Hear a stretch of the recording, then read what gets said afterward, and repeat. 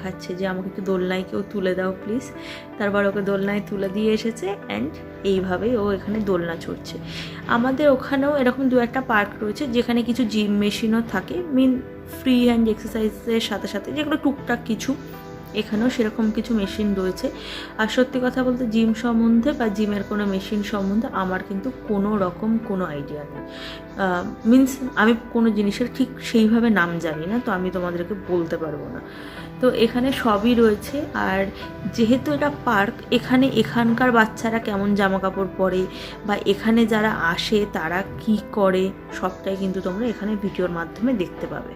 আর এই দেখো পুচকিটাকে হাঁ করে তাকিয়ে তাকিয়ে ও দেখছে আমার কোলে বসে যে ওর দাদা ওখানে একা একা দোলনা চড়ছে আর ও এখানে আমার কোলেই বসে আছে।